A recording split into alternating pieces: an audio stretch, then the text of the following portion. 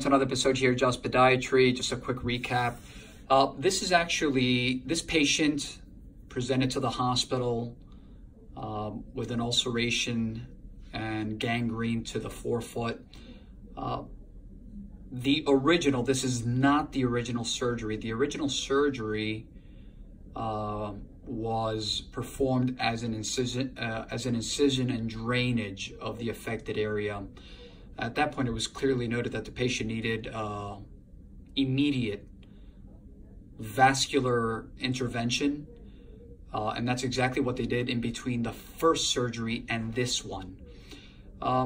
We decided to perform a transmetatarsal amputation, which is this day here. As everyone can see, Dr. Fernandez already marked the spot down here where there's, non-viable versus viable tissue.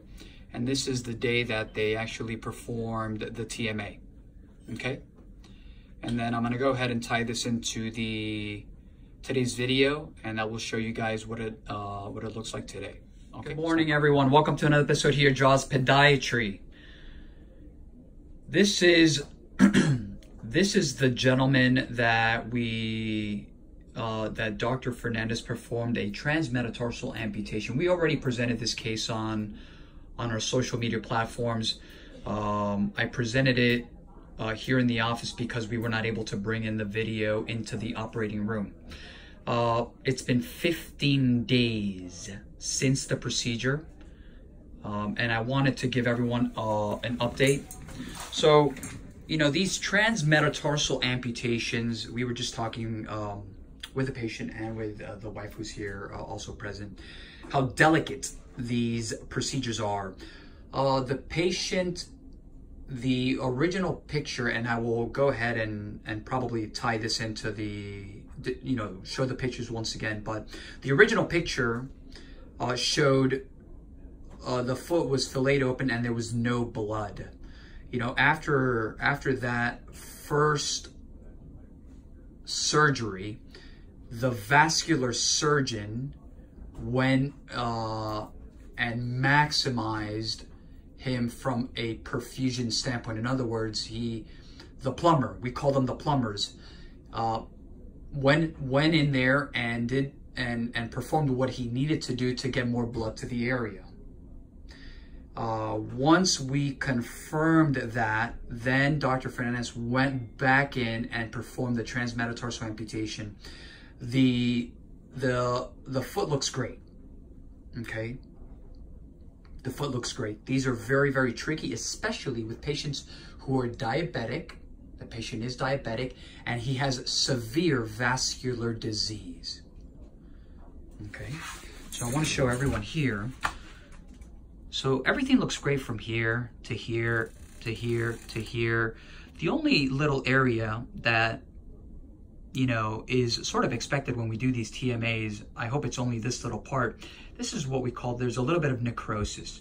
This area of the skin, the black area, is necrotic tissue. It's not living. But underneath, there is healing. So we just have to be a little bit patient and wait until eventually that falls off, or we'll probably eventually, once the sutures come out at week 3, we're gonna leave these in for another week or so. Then we'll decide if we can just remove a little bit of that black tissue. We have to keep a very close eye on the bottom as well, as everyone can see, right around here, right?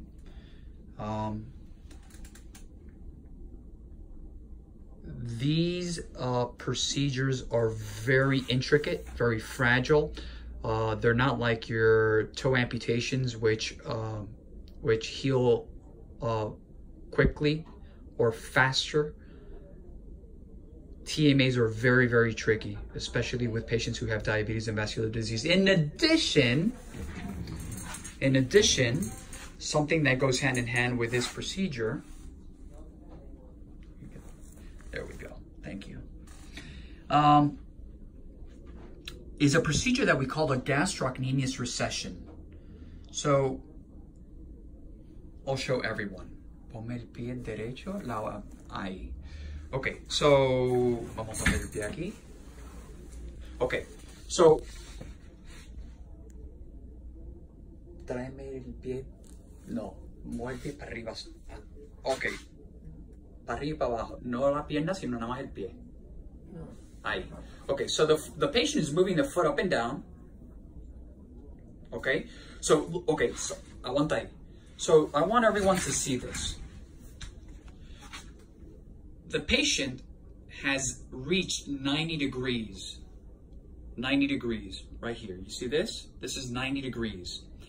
If Dr. Fernandez did not perform this procedure, which is essentially releasing the Achilles tendon, right? The patient would be, bájame el piececito un poquito, right there. That would be the problem. That would be the problem. So this procedure was performed for the patient to reach 90 degrees, right there. So that when he starts to walk, he's going to be able to clear the ground and not fall forward.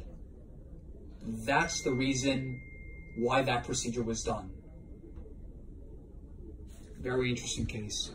But our goal right now, like I said before, is to make sure that everything heals. That little area we're going to keep a close eye on. But again, if anyone is wondering how is he going to walk, he will be able to walk. We have, I've said it before, Podiatrist.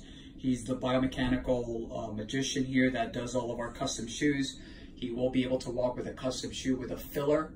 A filler, I mean that if, you know, the custom shoe is to here or maybe even to here normally, they fill this area with a special material, a very foamy material that is custom, so that he can ambulate. So there's a couple ways, and we usually leave that up to the Podiatrist to make that decision, whether, you know, he'll be able to wear a shoe like that, a normal one, or simply a shoe that's custom made for something like this.